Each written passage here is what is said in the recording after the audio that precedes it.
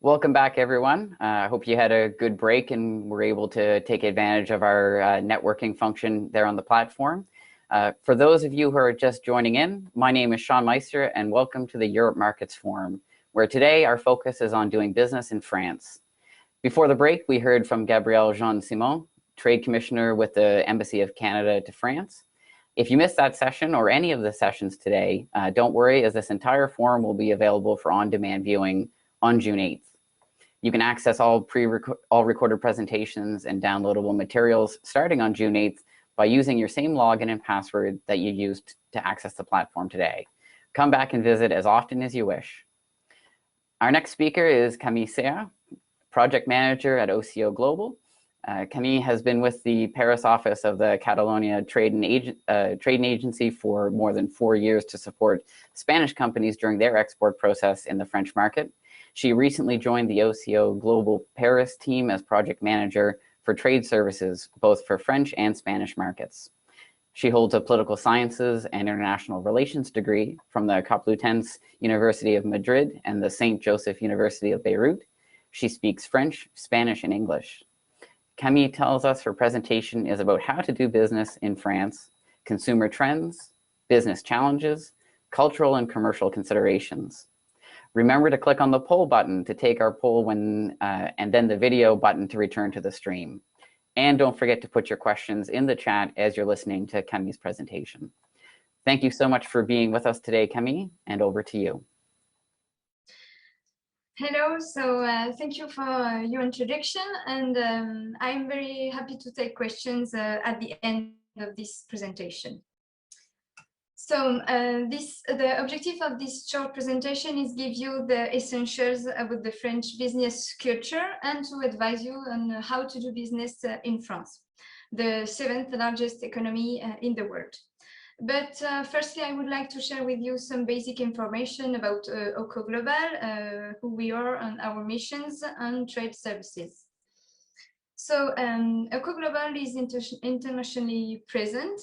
We have 9 offices around the world, and we also work with 8 associates, so we can cover the majority of the globe.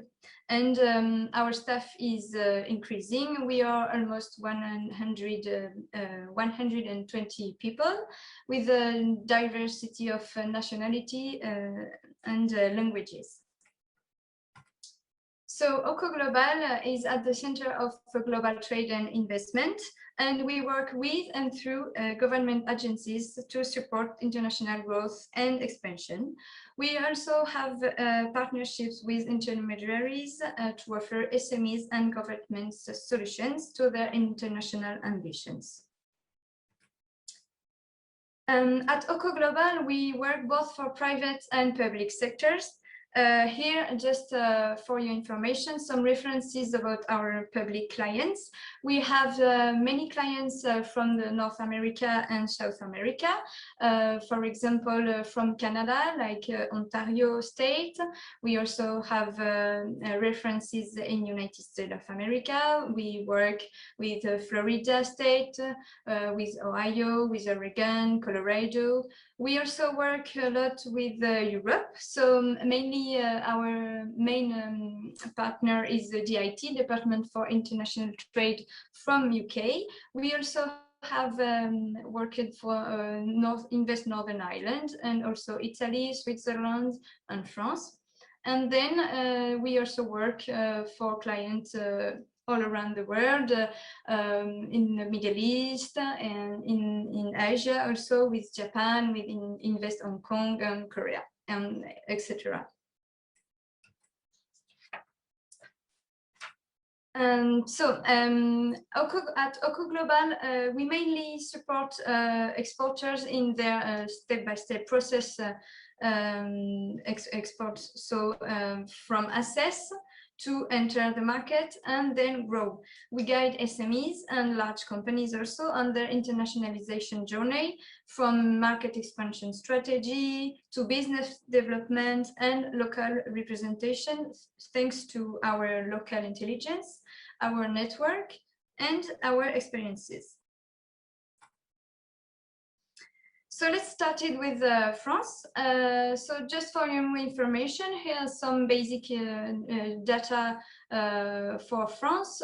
So it's the third largest economy in Europe, the seventh in the world, as I said before. We are almost 67 million of inhabitants, and it is a centralized country with 13 regions. So here I would like to have some words about the French culture. First, liberté, égalité, fraternité. It is our national motto inherited from the Age of Enlightenment.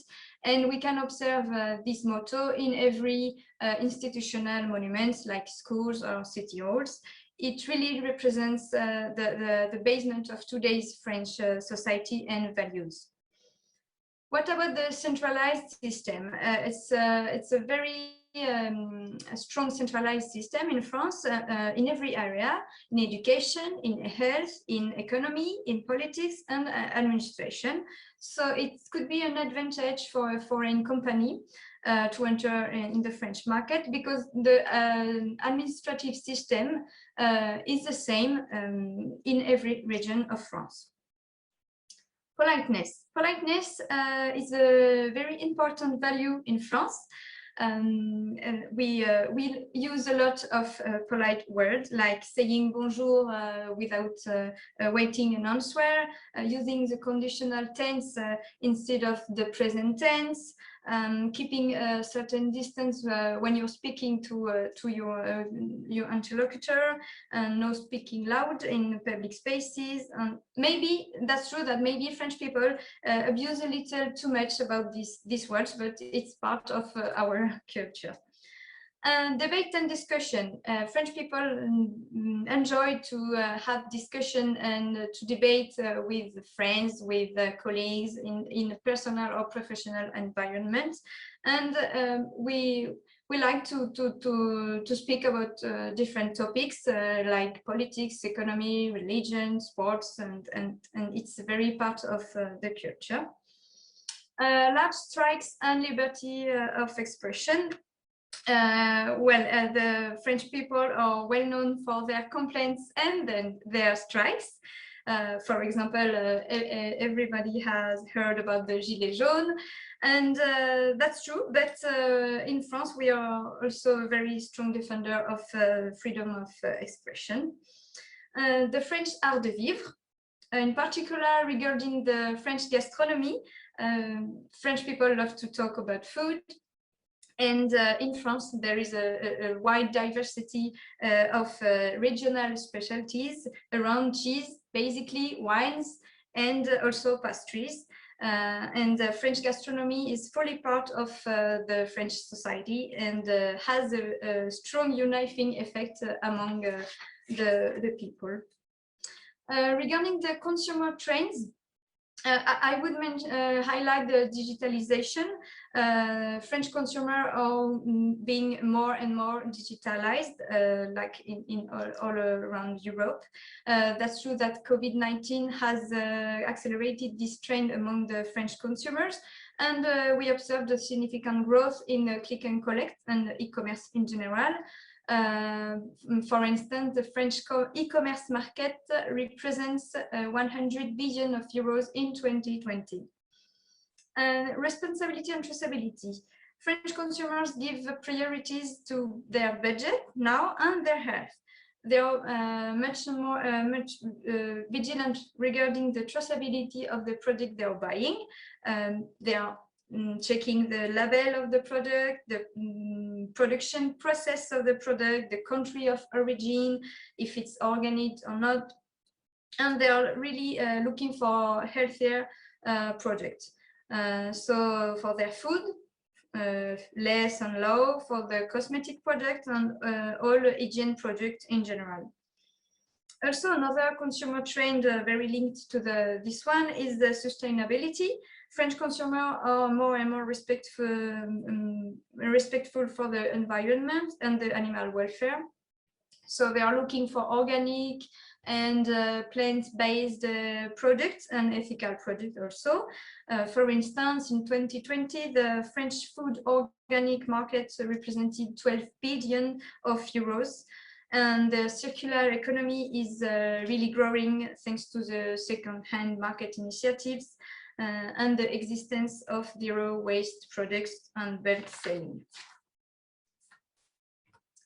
So now I would like to share with you some comments about the French business culture. So how to build a strong, strong business relation with French professionals. I would recommend regular meetings and visits with your French prospects. It's very important to build a confident relationship with your prospect and your clients.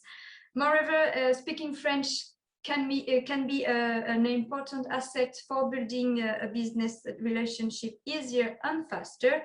And that's true that maybe at the beginning of the relationship, French professional could seem a little bit distant until they know you better, and then so they feel more comfortable and confident. The importance of the French language and translation. French people are known to be chauvinist about their own language, so they are not good foreign language speakers, and for business they may prefer having a French interlocutor or someone who speaks French. Could be easier for them to do business. Even if the use of English language is growing among the young professional, it is essential for a foreign company to have all the website translated into French, all the marketing material also translated into French and adapted to the market, and the technical documentation or technical sheets translated in French. About the hierarchy in France, it always exists a certain vertical and codified hierarchy in the professional world.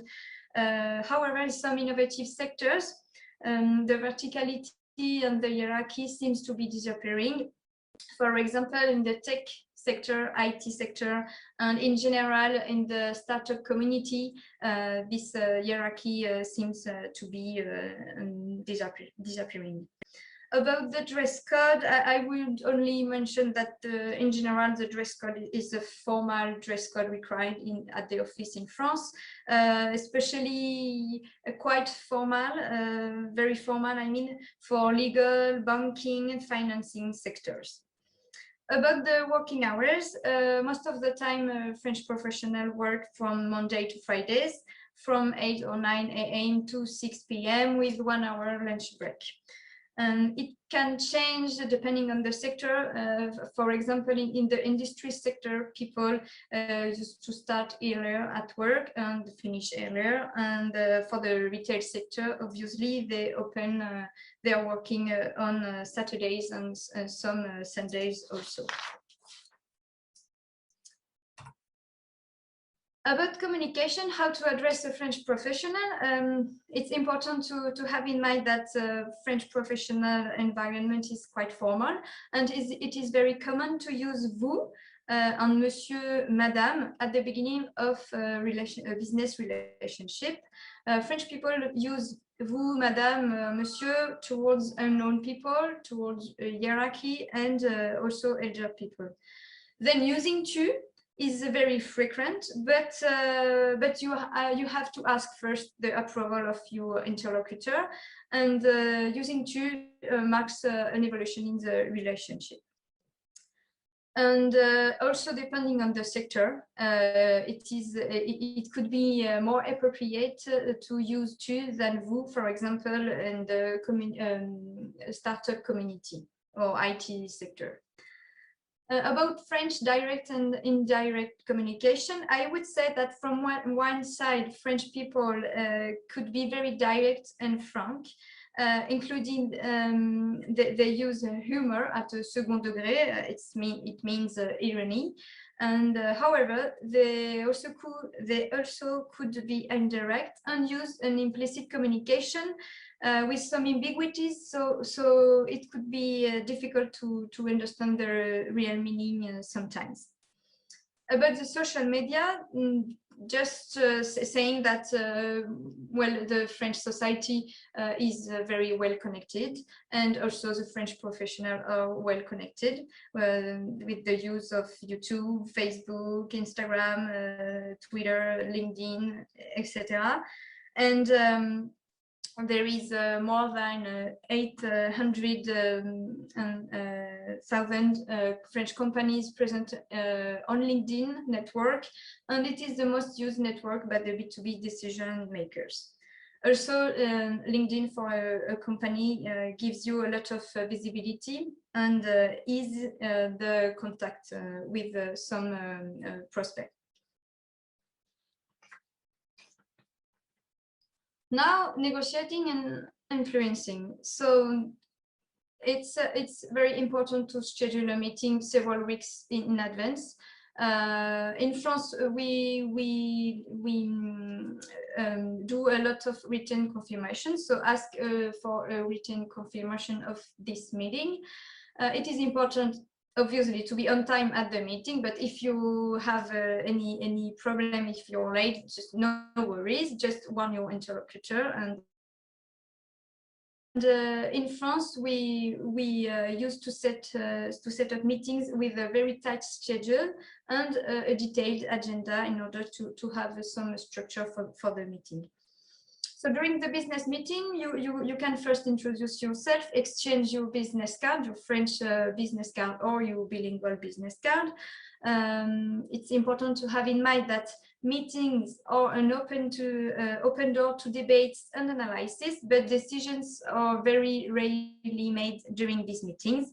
It's really the first meeting. It's an opportunity for you to present your society, your product, your service, and to convince, to explain and justify with a structured speech in order to build a confident relationship. Since the beginning of the COVID-19, French professionals are very used to set up virtual meetings. The business negotiation is quite long in France. It can easily last 6 to 12 months after the first meeting before having any agreements signed.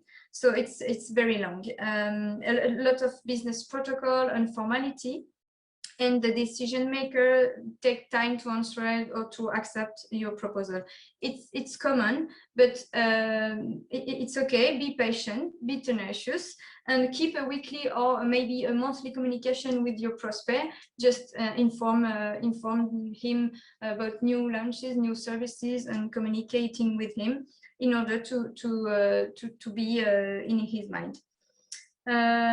Just repeating that, yes, every agreement or contract must be written.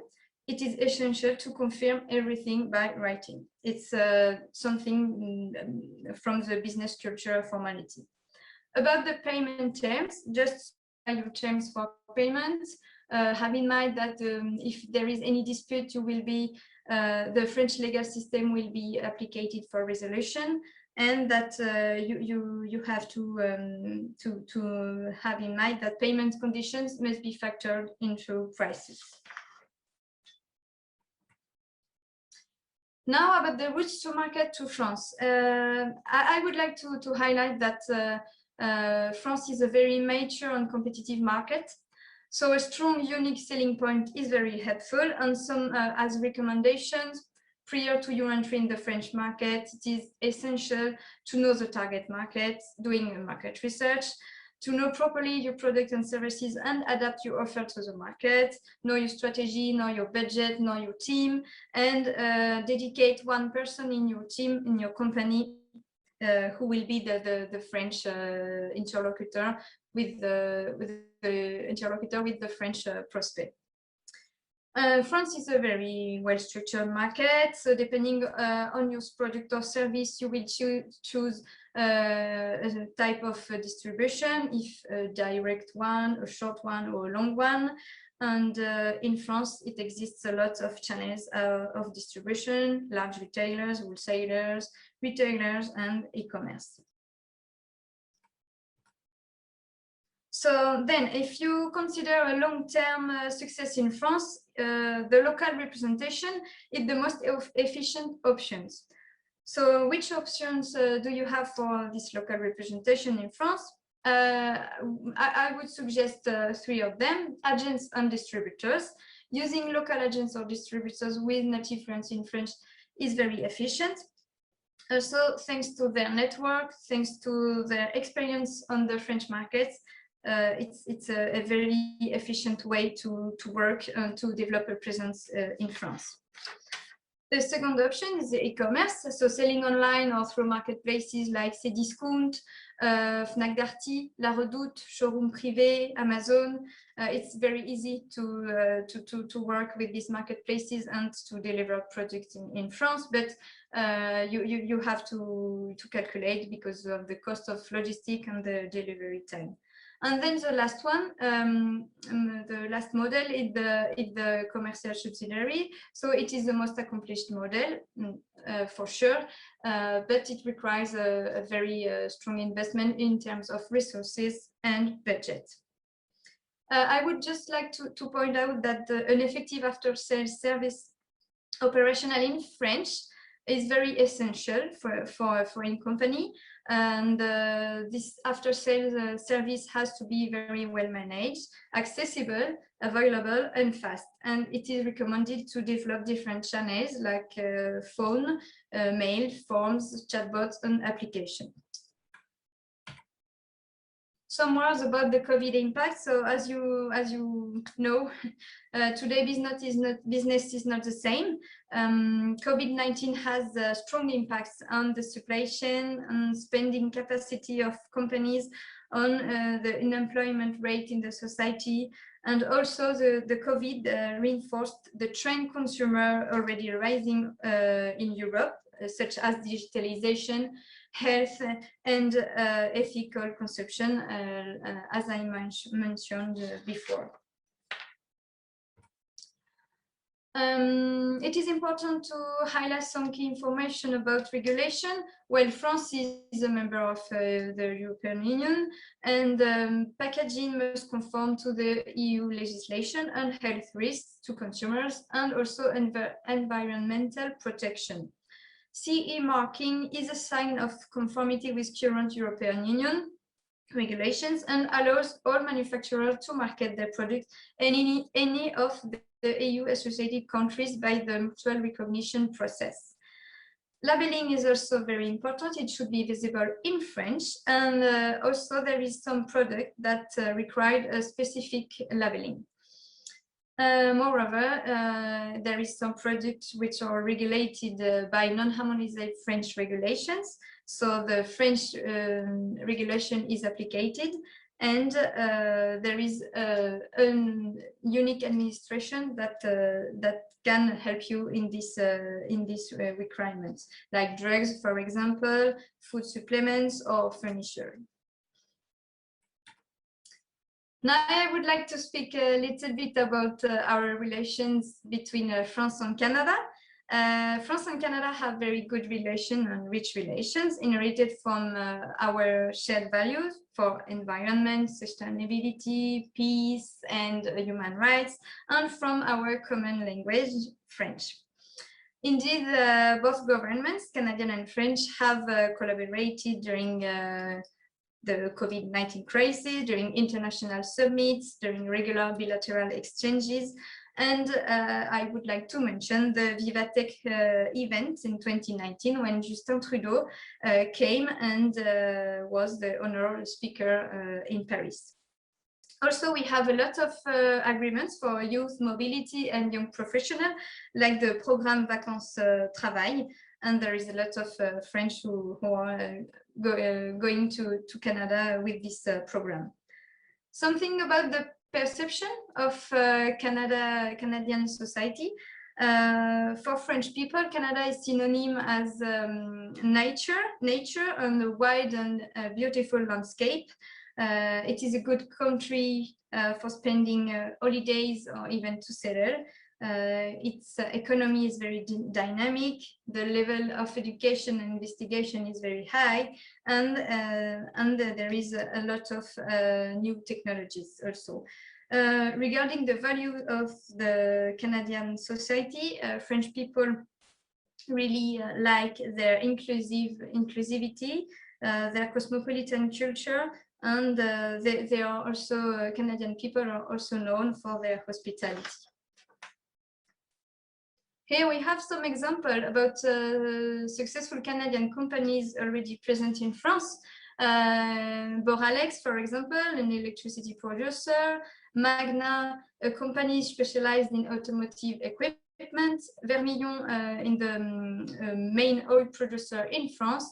And McCain, the food processor, well known for its frozen French fries. So just before I finish my presentation, I would like to tell you that Oco Global is already supporting Canadian companies that you may know, for instance, Top Dog, Subsea Imaging, Red Space, Aerotech Engines, Carbon Cure, Densitas, Thermal Wood, etc.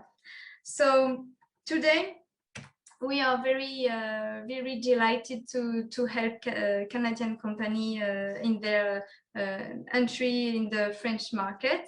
And thanks to the CETA, Europe is open, and we are delighted to help you in the French market entry process. So please do not hesitate to contact us. And thank you for your attention. And now, if you have any questions, the floor is yours. Thank you, Camille, for that informative presentation. It's great to have you here with us today. And also joining Camille today is her OCO Global colleague, Colin McCullough. Thanks for joining us, Colin. Great to have you back. Camille, you shared great information with our Atlantic Canadian companies, information that I know will help them as they explore the French market more. We're going to get into some Q&A here in a bit, and before we get to the poll results, which I'm going to use this as a stall tactic so everyone can get over and complete that poll before we get to it. I'd like to take the opportunity to advise everyone to expect a quick pop-up survey on their screen at the end of our Q&A session. So we really appreciate you, the audience, answering this 2-question survey to provide direction in continuing to allow us to provide excellent programming. So we are going to get into Q&A here soon, Camille, but before we do that, let's discuss the poll results. So I'm going to go over and see how we're doing. So the question, just to remind everyone, what is the average waiting time between the first meeting with a French prospect and the signing date of the contract? And so the options were 2 to 4 weeks, 6 to 12 months, or more than 12 months. So leading by a significant margin with 60% is 6 to 12 months. So what was the correct answer on that one, Camille? Yes, thank you, Shane. So that's the right answer, the B. France, it's a very mature and competitive market, so it requires time to build strong and personal relationships with French prospects and clients. Time also in convincing them to work with new providers, new foreigner providers, and also because the time of decision process, it's very long in France, mostly because of the very formal business environment and attitude. But you can also have good surprises. I mean, if there is a huge and urgent need, your product or service could be quickly introduced in the French market. It depends of the sector. If it's a niche market, it could be quicker than if it's a strong competitive market. If it's private label, maybe it's easier than if it's with your own brand, and some chance also if you are at the good place at the good moment. So yes, it's more or less this average. That's excellent. Thanks so much for that information. I know that's important for anybody looking to enter a market. And I just have to say that's 2 polls in a row where our Atlantic Canadian businesses got the right answer. So I'm just going to leave that there for everyone to draw their own conclusions, but it doesn't surprise me whatsoever. So speaking of the audience, we have got some questions coming in, and this is definitely sort of my favorite part when we can get into these questions and dig in. So let's start off by doing something that's very, very topical for our current situation and the whole reason we're doing this virtually right now. is around the travel restrictions and COVID-19. So for companies here in Atlantic Canada that are looking to do business in France, how open is the French business community to building business relationships with overseas partners virtually? You know, from a cold perspective, obviously moving a somewhat warm relationship virtually is easy, but for developing a brand new relationship virtually, how would you think the French business community would react to that? Well, because of the COVID-19 pandemic, that's true that the French business community is more willing to start a relation with virtually.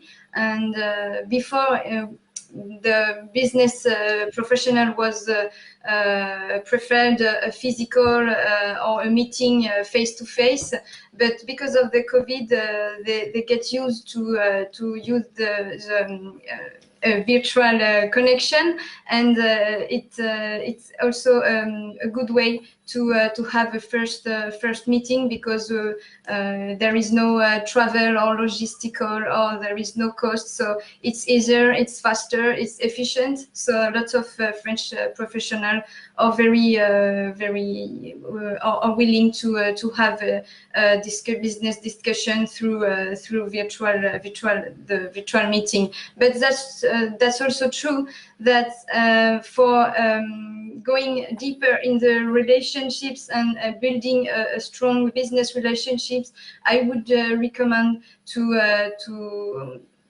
not to force, but to set up a face-to-face meeting, because business is not only mails and phone calls, but it's also a human relationship. So it's important to know your provider. It's important to know your client. So I would recommend not to forget the human aspect of the relationship. No, that's excellent. Thanks. We had before the break we had Gabriel on speaking, and he was in the middle of answering a question when unfortunately his connection dropped out. So I thought maybe we could come back to that and get your perspective on it. And the question was, how open are French consumers to trying new products? So what would your take be on that, Camille? Well, that's a really good question.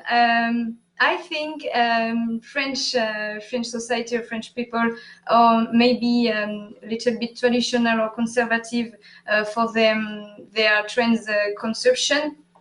But I would say also that there is curiosity, and if you have a new product, a very out of trends product or service, and innovative product, it could be interesting to do some educational or marketing sessions to the French consumer. And maybe you have to be patient, but with working through Instagram, Facebook, or Twitter, and yes, just using the social media, you can slowly gain the confidence of the French consumer. And I would recommend you to try to enter the market, because in most of the time trends consumption is moving. It's not something really solid. So yes, you if you have a very innovative product or out of trends, don't be shy, and try it in France. And kind of building on that, I'll bring you in on this one, Colin. You know, that's a great perspective from France specific, from working with companies through, say, the EMDP program, or just in general. You know, when someone's trying to bring a new product into a market, what have been some of the experiences you've seen in terms of like how companies have done that well, or the things that they should be considering before they go full into putting the product in the market? Yeah, good question. So look, I think the key thing that we do and we really focus on is the sort of market research side of things. So we're looking at what the route to market is. Is it direct retailer? Is it into food service? Is it into food manufacturing, etc.? So we look at that, and I think what the beauty of having sort of our local presence is that we can, go to the supermarket shelves, we can see what the competitor offerings are, so you can see what the price points are, what the branding looks like, what the different flavorings are, etc. So we can help companies to understand where the gaps are or where the competition is as well, so they can see whether they can match the price point. So we do an awful lot around trying to identify the right retailers or channels, really understanding competitive positioning and what they offer, where is that differentiated offer for the retailers. And then, in certain circumstances, we've even gone, bought Nielsen data to really get into the grip of, right, which companies, what brands aren't selling on the shelves or taking up room that shouldn't, and really getting to that sort of clear, compelling financial proposition that's very hard for buyers to turn down. So that's really it's just doing the homework first. I think the key thing with buyers, I would say, in France, but anywhere really across Europe, is they are inundated. There's lots of food companies, and I think, over the last decade or so, we see a lot more sort of small businesses starting up, innovative, food products that have come out of the kitchen. So there are a lot of there's a lot of competition, and buyers typically have a limited limited time and bandwidth. So you need to go in, understand why you're interesting for them, how you will fit in with their current portfolio, and how you'll make them money. And that takes a lot of homework and typically a lot of local knowledge. Oh, that's great. Thanks so much, Colin. That's really important stuff for everyone to hear. So kind of moving into some specific questions, more around the actual sales component. So we're going to have one about sales agents, and then another about e-commerce. So let's start with what are the advantages and disadvantages of the sales agent model in France, Camille? Well, the biggest advantage of this model is that the sales agent have the network. So they know the network, the potential client or distributors. They are working in that sector for a long time, and they are the best way to have a local presence and less investment. I would say also that it's a good start for testing a product or in the market, because it's easier at legal and administrative side, and it's less expensive than recruiting internally or opening a branch. But the disadvantages would be maybe the commission fee, that sometimes it's quite hard to define and to agree between the sales agent and the foreign company, because there is no written commission fees in France for sales agents. And the communication, because the sales agent status is like own status. He works on his own, and he doesn't have a hierarchical relation with the company, and sometimes it's hard to have some reporting, and you can't work with him as it would be your employee. So it could be sometimes hard. And also, I would like to point out that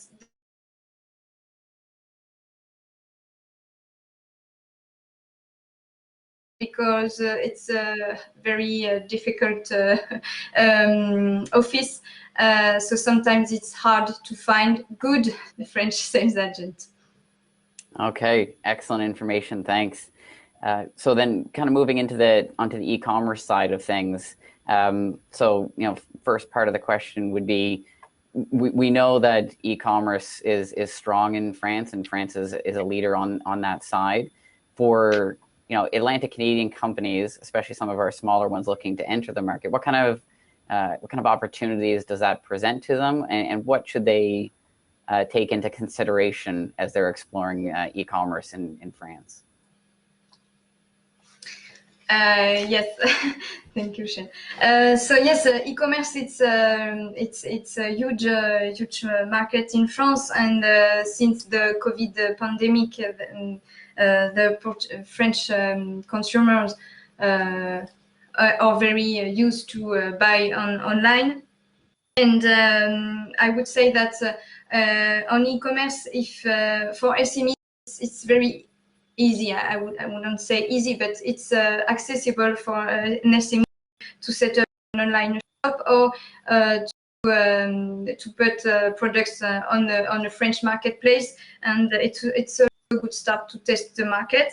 The French marketplace, for your information, the best known ones are La Redoute, retail and decoration and home products, and VP, that is also a fashion marketplace, and a generalist one like Cdiscount and Fnac Darty for some IT products or video and games and high-tech products. Just an important point to highlight: if you want to set up an online shop for French consumers, it's important to translate it into French, to have a good translation and adapt it to the market. And also, it's very important to be available and to set up a customer service through a lot of channels like a chatbot, phones, line phone in French, obviously, and yes, platform and mobile devices capability. That's great, and I just got a note here. It's very timely that everyone listening today can also jump over to the resource section in the platform today, and there is a France e-commerce fact sheet that you can download and take a look at. So that's also going to be a valuable resource for you from today's session. Building off the e-commerce component, maybe bring you in on this one, Colin. You know, the e-commerce side of things has exploded as a result of COVID and the way people have changed their business models. What, for the companies that are making that transition into using that as a large export tool, what kind of advice would you give them again before they set up that shop, before they decide that's going to be the way to go? Like, what experiences have you seen in terms of how companies have made that a strong component of their success as an exporter?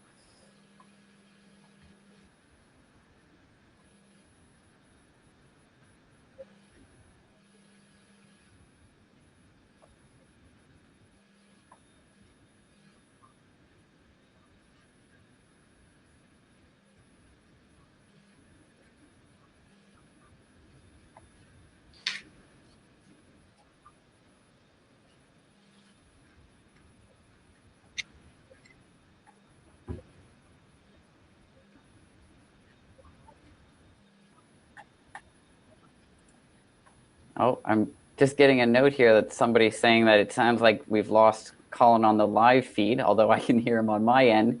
That's too bad. We'll just keep moving on from there. Hopefully, we'll see Colin pop back up on the screen to complete that answer. So in the meantime, Camille, we'll keep moving forward on this one. So another question that happened to come in. Is, for companies that are looking to start identifying, French clients or partners, what would be your advice for how to start that? Some guidance as they start looking for those first clients and partners in the French market. Well, the first start is to do market research, because without this previous work, you don't know where to go. Which door to knock. So yes, the market research is key in every export strategy, and I would say that maybe a physical visit to this market, to this country, is also recommended after the COVID, obviously.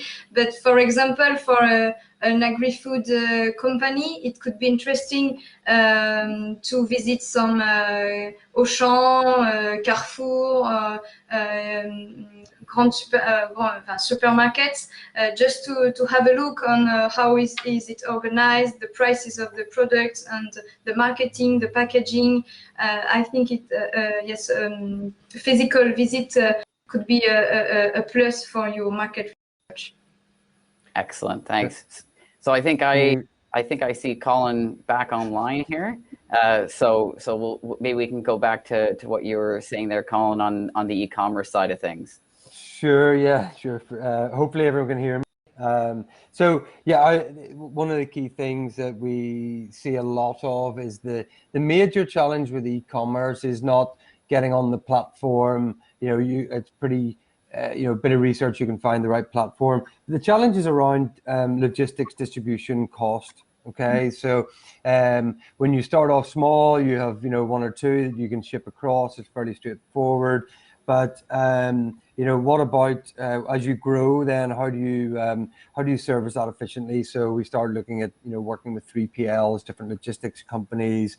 We look at warehousing. So you get the challenge can quickly come as how do I make money on this for the long term? And one of the other challenges, of course, to think about is what happens with returns as well. How does that work? So it's just that it's the enablement, fulfillment, customer service that really, I think we're all very keen to sort of get our products out there, but you need to make sure that you follow through with, good customer service, easy ways to return, etc., and to answer any queries. But ultimately, it's about sustainable logistics and a plan for that sort of sustainable logistics going forward. So as you increase volume, you have the appropriate way to get the product to the consumer in a cost-efficient and hopefully profitable manner. No, that's excellent. Thanks, Colin. And sorry, if I can just jump in. One of the things that we are, Camille was talking about the sort of, I just heard the end of it as I log back on, in terms of, going the supermarkets to see, the shelves, etc., and competitor offerings. We have worked with one sort of food specialist that has bought the sort of live glasses, if you like, the sort of, and so we can actually go and show you the shelves of the, we don't have it in every market, but that's something we're looking to do again, as people can't travel. Sometimes, we can take pictures, but we can also talk through live and show the sort of video. So that's sort of one of the things we're getting rather experimental and innovative on, but that's another nice way for people who can't travel to be able to get a real sense of what the shelf looks like. Oh, that's great. And I mean, a lot of value in that, even when the world returns back to normal and we can travel, you can't always be in market. So that's a valuable tool regardless. That's really cool. Thanks, Colin. So I think we've got time for maybe one more question before we move on to our next session. And I know this has been somewhat covered in some of the presentations and in the conversations, but would be curious to get your thoughts on this, Camille, based on your experience with OCO Global, but some of your previous experience as well. We've got an audience here today that are obviously interested in the French market and entering the French market. What would you say would be some of the most common or some of the top challenges for a business trying to enter the French market that they need to write down and make sure they keep at the top of their list to address as they get that market entry strategy built? It's a very important question. I would advise that the key point is the market study, to know well your competitors, to know well the trends consumption of French consumers. And also I would say that it's important to be present, to be visible, and to contact through phone calls and mails and trade shows in order to gain visibility in the French market, because as I said before, it's a very mature and slow decision process in France. So it could be sometimes it could be hard to find agreements, but once you have founded this agreement, it's like a route opened to the French market. That's excellent. Thanks so much, Camille. Appreciate that. So just looking at the time, we're right on schedule. So as much as I'd like to keep going with some more questions, I think we'll end it there for right now. So Camille and Colin, thank you so much for joining us today, for telling us more about the market and what OCO Global can do to support companies in the market. We really appreciate both of your time and your insights. And we really enjoyed having you. So it was great chatting with you, and I hope you both have a great day. Thank you so much. Bye. Okay, so now we are going to move right into our next